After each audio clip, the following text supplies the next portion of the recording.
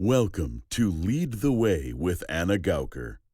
Your guide, Anna Gauker, is on a quest of her own to find effective ways of creating change and inclusion in our communities. You have come to the right place if you believe in truth, justice, and coffee. Thanks for joining us.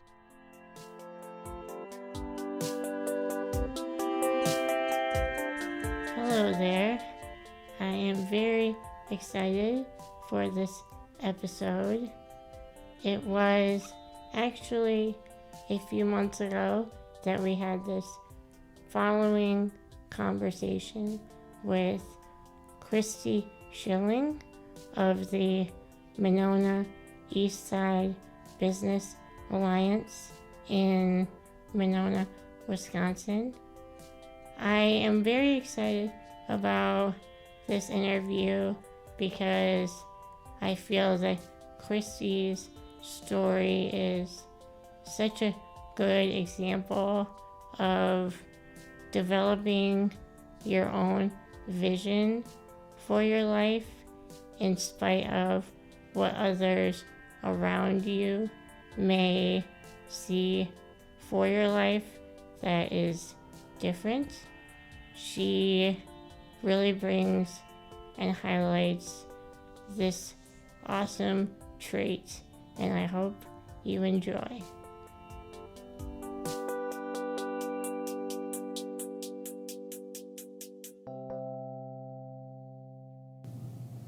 Kristie Schilling, thank you so much for being with us. Thank you for having me. I'm honored to be here.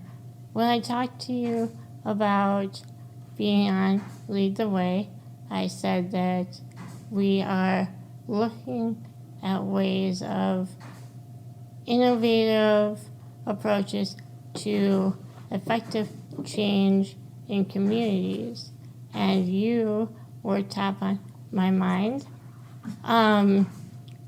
We know each other a little bit, but I was hoping we could just start out by talking a little bit about your background. Oh, sure.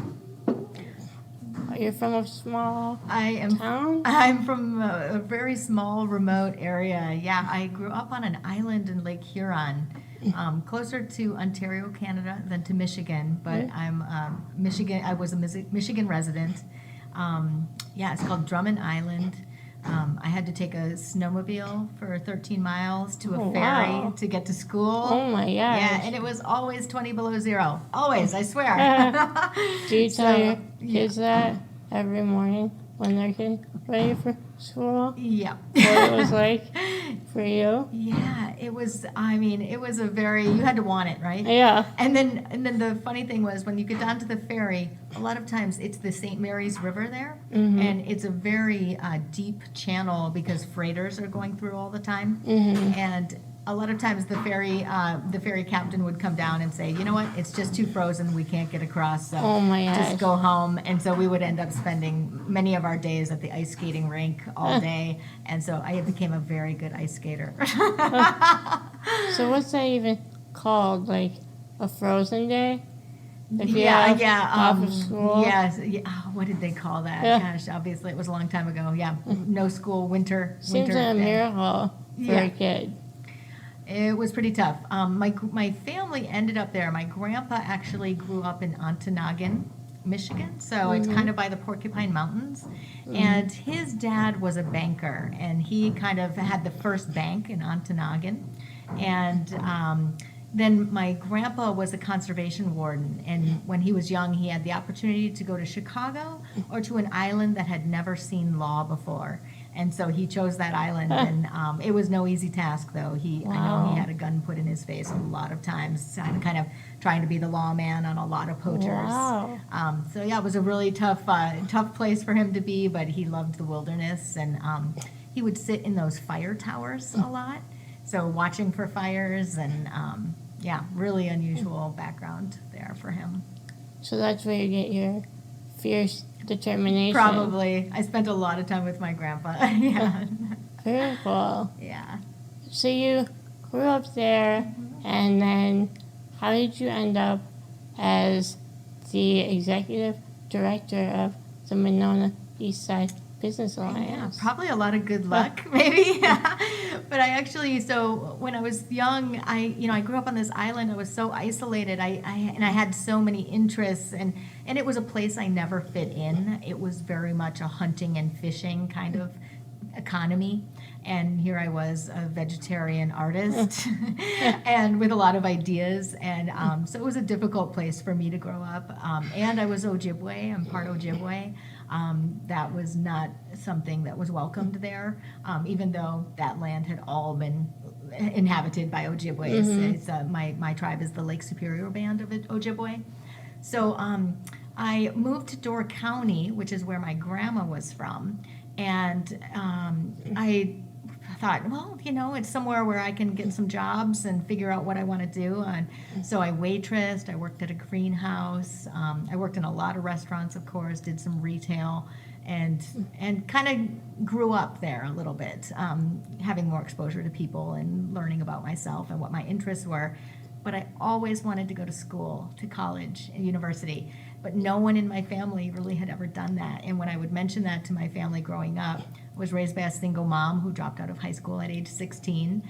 And my grandma dropped out of school in 3rd grade. So it was, they were like, why would you even waste your time with that? Why do you even want that? And I didn't know why I wanted it, but I loved learning.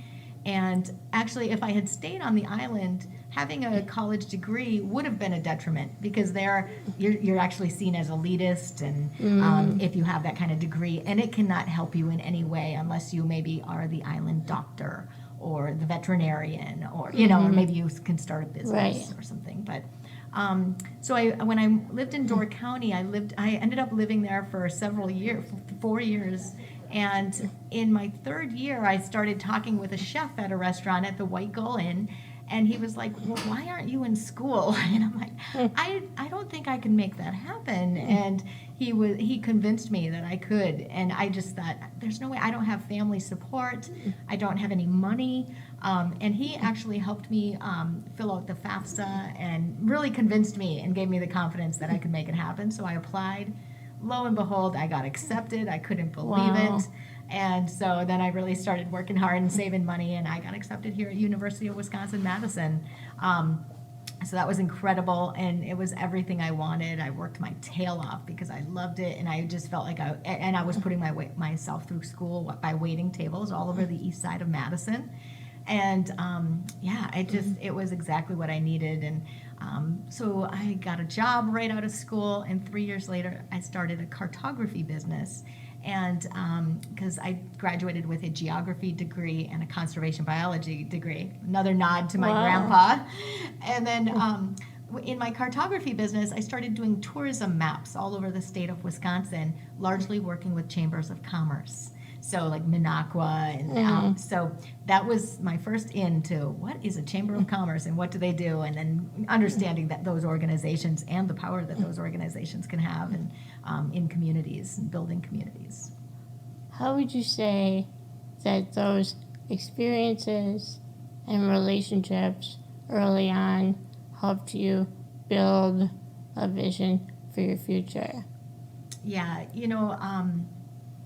I remember, and I think of these things often.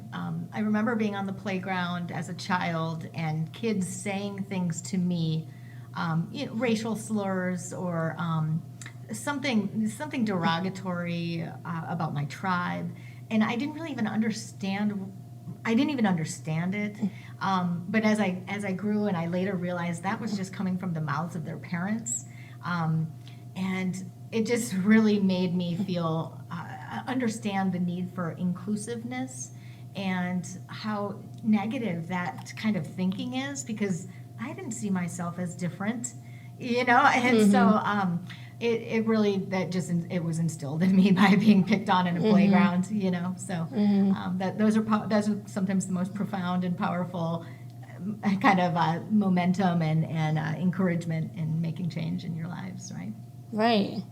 I'm sure you've faced these things. I mean, I'm guessing, right? Yeah. Yeah, definitely. I think that for me, it was so instrumental to have a mom who was so committed to understanding my gifts and really being a kind of the ambassador for me as a young person in school.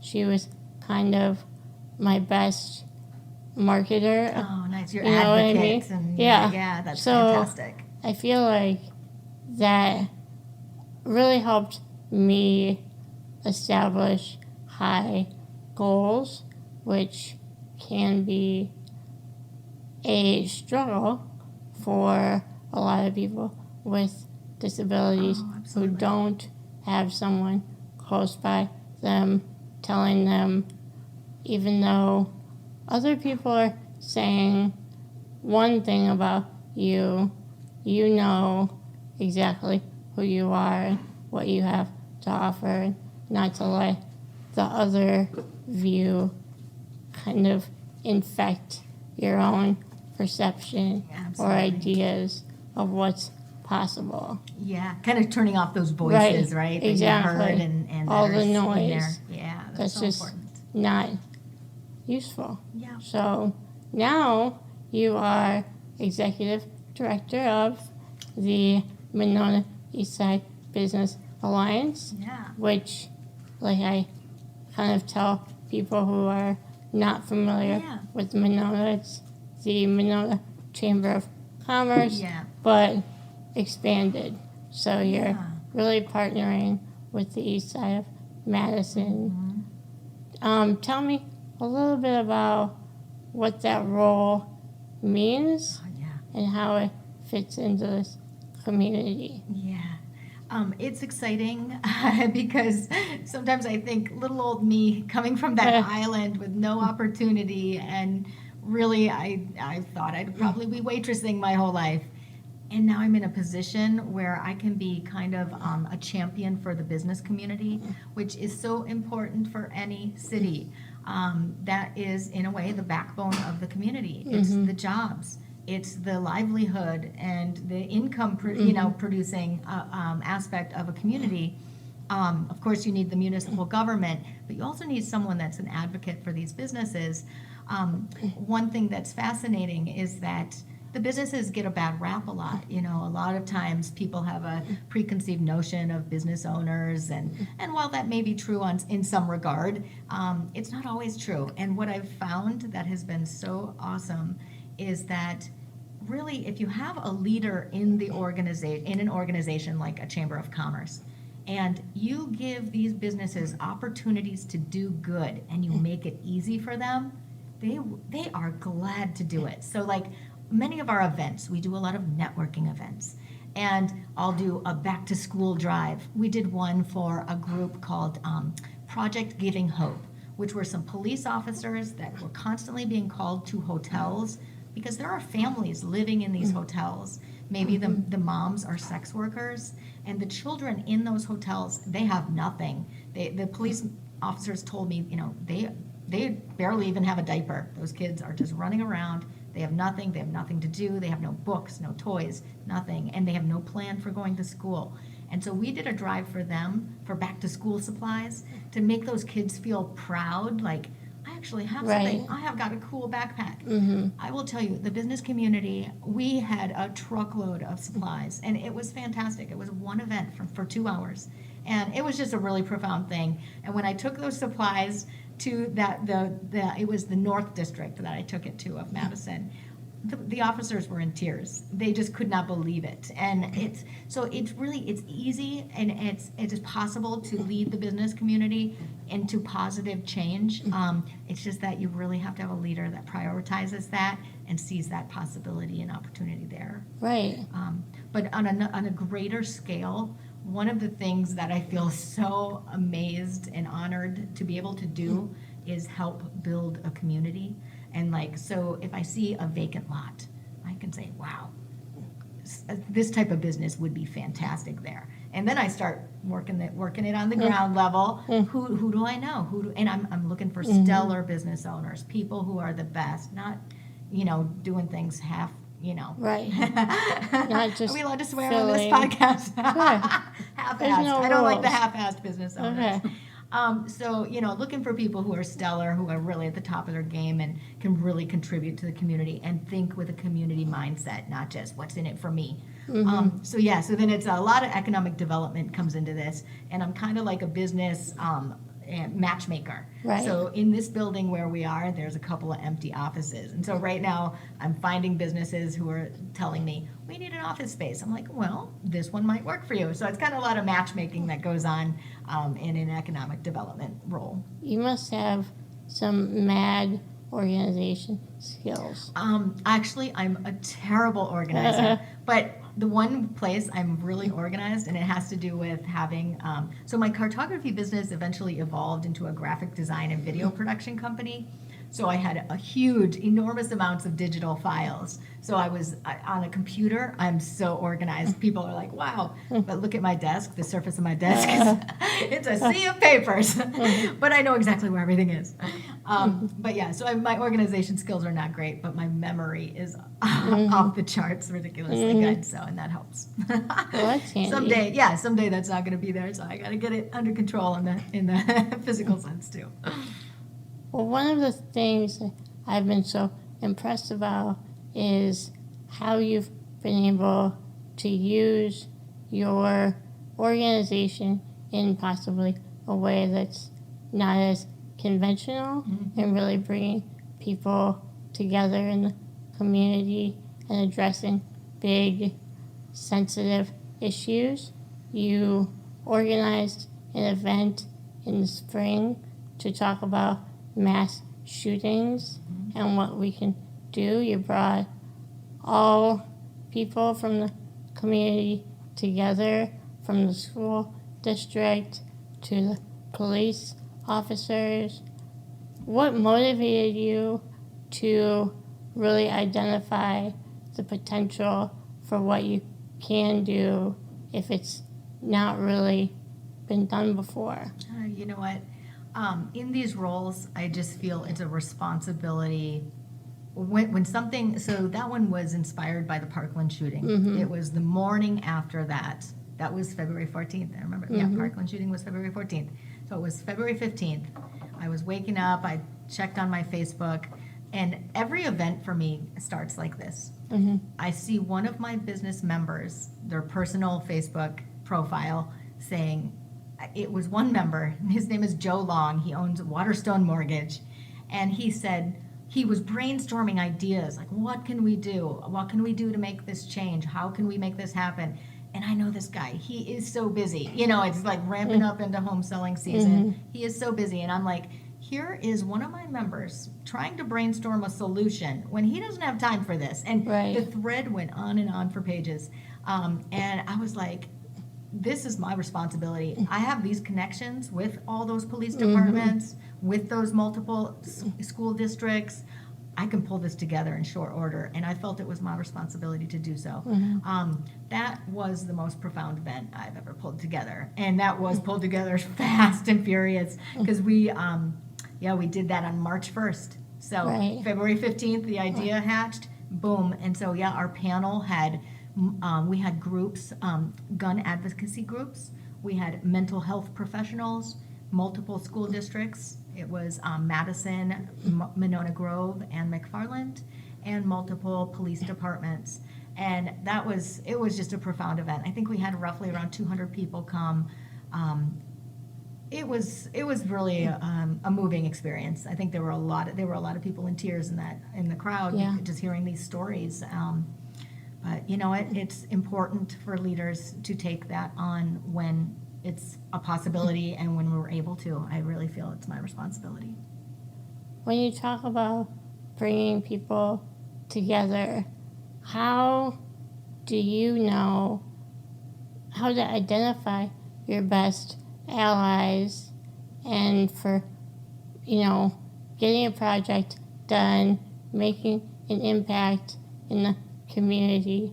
There's a lot of people who are very busy, who have a lot to do, who have great intentions, and I think in order to get things done in a big way, you really have to know who's going to be a strong ally and help you with the follow through. Yeah, for sure. And that's part of my, I always say my religion is kindness. And I am kind to everyone, unless I've been really scorned. But no, I am kind to everyone. And so that pays back in huge ways. And I don't do that as a means to get something. That is who I am and that is my belief. But so in those instances, it really helps me be able to rely on those people because I've done them solids in many times in many places.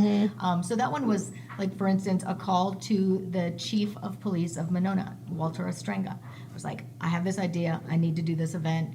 Can you help me connect some dots? So then he reached out to McFarland Police District. But I have some great contacts at Madison. This role that we're in is so it's technically it's Monona Chamber of Commerce doing business as Monona Eastside Business Alliance, but it affords us the opportunity to do multi-jurisdictional work with the city of Madison and Monona. So those contacts have built so well. And I will tell you, I don't think there's anyone other than your chamber director who knows more information and gossip in the community. And so that kind of thing, I remember who are the people that are really valuable and can make things happen and you can count on, and who are the people that, to steer clear of, that may be just doing lip service. But yeah, that was just a few, I really hit the phone hard for like a day, just making lots of asks and lots of calls.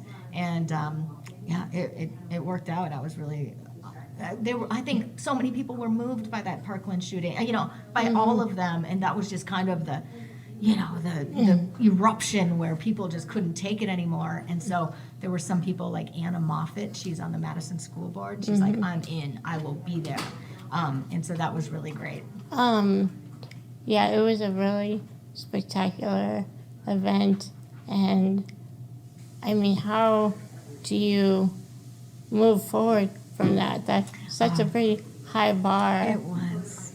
Well, and after that event, I remember someone saying, this was amazing. You're going to do more, right? You're going to do another one. I'm like, oh, you got to realize we're a staff of 2. And I'm like, that is the thing. Some people don't realize we're a staff of 2 doing these things. And so I was like, you know what? I feel like this was a great starting point. It was. But now this is a time for another organization or, community volunteers to spearhead this. Because, while that was within our mission, it's a little bit tricky because our mission is really to kind of serve our member businesses, serve the business community, build up the business community, ensure that economic development is strong, do some community development pieces. But I felt like this is becoming a safety issue and feeling like I think how we all felt at that moment was it's not a matter of if this is going to happen in my community, it's a matter of when. And so that's where I was like, this ties into our mission, we can do this. But, it is one of those things where some people were like, how do you feel that that's within your scope of work? And I'm like, right. You know what? Because I got all those connections and we can make it happen. And it needed to happen. The discussion needed to take place. Because one thing we did that when people came in was we made sure that people knew, okay, so people submitted questions and they had to do that. They had to write them on cards and give them to me and some of my volunteers that were kind of sorting through them because emotions were high and tensions were high and we did not need some kind of big brouhaha to break out, right? Yeah. And the police are there. Not everyone loves the police, and so right. so many issues. And not everyone loves these school superintendents. A lot of people think they're the enemy. Yeah. So, and we just made it very clear that this is not a political event. Any angry, negative comments are not going to be tolerated. And so we really took a lot of measures for crowd control there because things can get out of hand so easily. So yeah. And how did you anticipate all potential scenarios of what could happen and to be fully prepared for potentially a sticky situation? I've been running events for a long time, so and I've had a lot of I've been in a lot of sticky situations, and I've been to events with sticky situations. So really, I just kind of it was just really thinking about it and thinking about all the players at the table and then the audience and kind of just watching all the chatter happening on Facebook that was so ugly. And so, I had never run an event like that before, but I just, somehow my brain is very strange. It's wired very strange and oddly, and sometimes it's like almost like a game of Tetris and it all just falls into place, and these ideas just kind of happen for me. But I was really grateful that it worked out as well as it did. I think, so I emceed that. And that was another key piece because my energy is kind of happy, bubbly. And so as a way to kind of keep the mood, I didn't want the mood to be somber. Right. I mean, people were crying and it was intense. But so I would inject some jokes, maybe poke some jabs at the police and in fun, cute ways. And that was another piece of it to kind of try to keep the mood light. And so it's all of those little factors that can really help, because if it's very somber, it's just going to pull people down. And so I was like, we're going to keep this, we're going to have a productive conversation, and we're going to actually, come out of this feeling like we can make a difference and make some change happen. So. Do you have specific long-term goals, or do you kind of take things as they come for the future? I thought I had specific long-term goals, but today, now that you ask, I think it's more, seems like it's come, depends on what comes my way.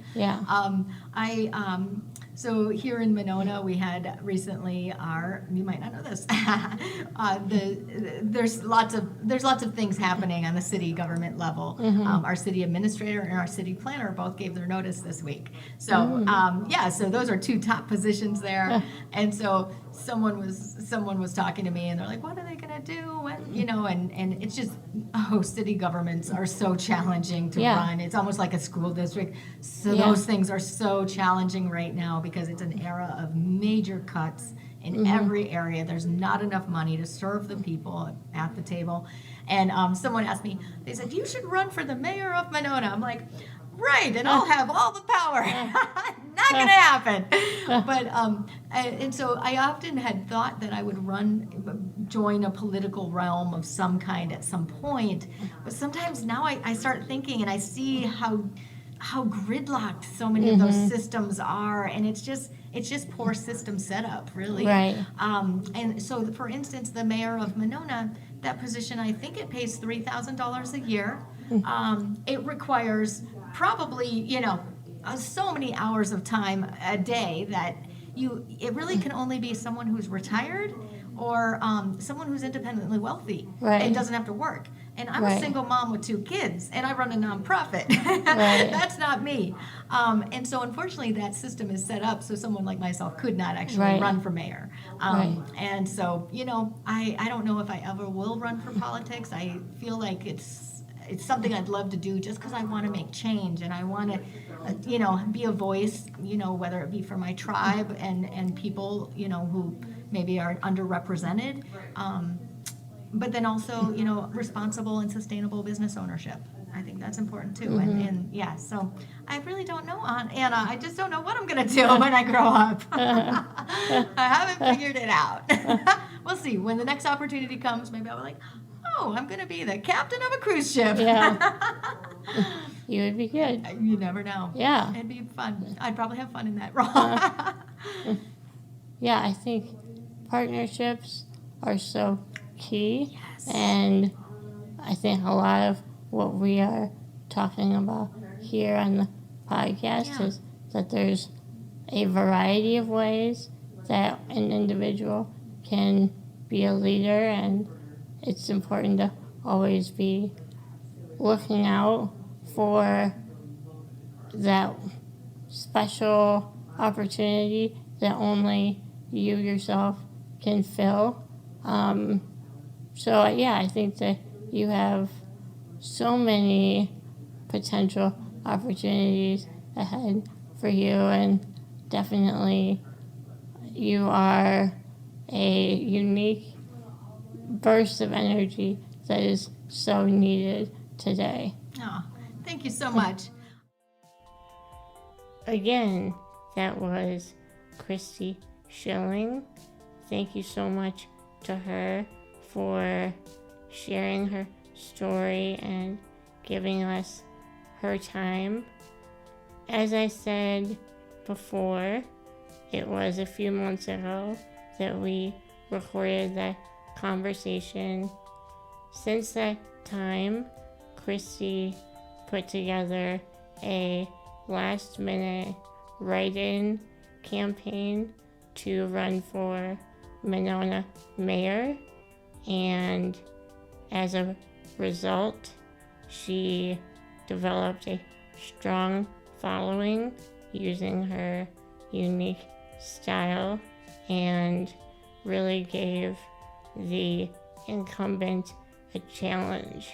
So congratulations to her for all that she accomplished in her campaign. This episode is brought to you by the time and talent of Buzz Kemper, Tyler Willenbrink, and I am Anna Gauker. Until next time.